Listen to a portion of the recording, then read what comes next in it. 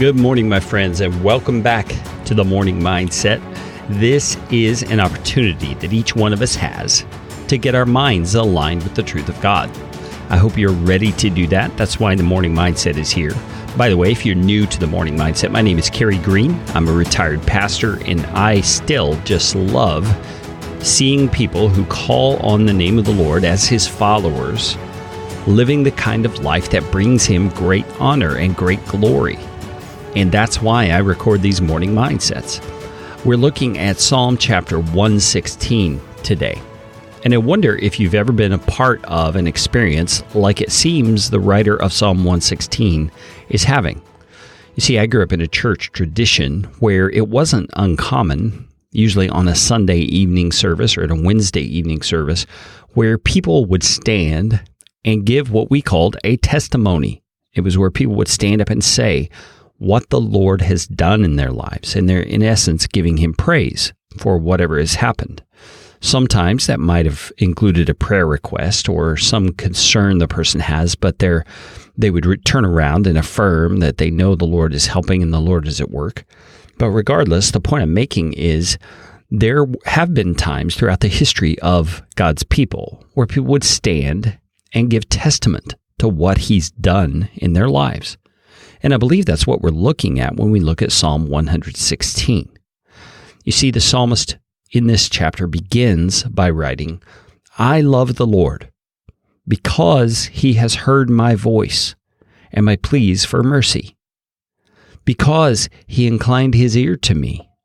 Therefore, I will call on him as long as I live. The snares of death encompassed me. The pangs of Sheol laid hold on me. I suffered distress and anguish. Then I called on the name of the Lord. O Lord, I pray, deliver my soul. Gracious is the Lord and righteous. Our God is merciful. The Lord preserves the simple. When I was brought low, he saved me. Return, O my soul, to your rest, for the Lord has dealt bountifully with you."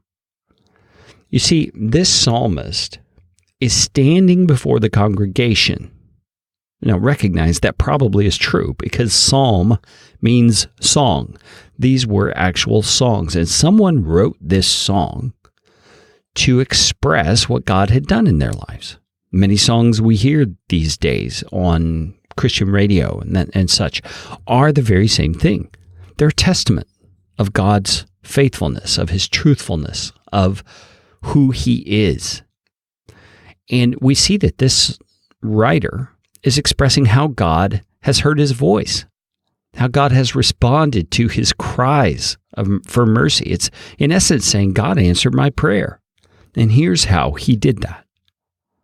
Now, first of all, as I look toward applying this psalm, I want to encourage you, if you're not in a context where you can be with other believers and hear their testimonies of what God has done on a regular basis, and have the opportunity to share your testimony on a regular basis, I think you need to find that context. It would most likely happen in a small group meeting through some church. Maybe your local church offers small groups. I encourage you to find one and become part of one, because it's a great way to encourage your own soul by sitting and hearing what God has done in the lives of others. You know, we live in such a negative world, such a contentious world. It's easy to get wrapped up in the difficulties and the obstacles rather than looking toward the God who is behind it all, working together for our good. And then I guess secondly, is I want to ask you to stop, even if you're not in a small group, and pause right now and think about the ways God has heard your voice, the ways throughout your lifetime that he has inclined his ear to you. And count your blessings, as the old hymn says. Look at the ways that God has blessed you, that he's brought his presence to bear on the situations of your life. And I know that if you do that, without an overly pessimistic view about the hardships you've experienced, you will see God's hand at work, and you will be blessed. My friends, if you have time, take a moment and share the Morning Mindset with a friend. And join me again tomorrow.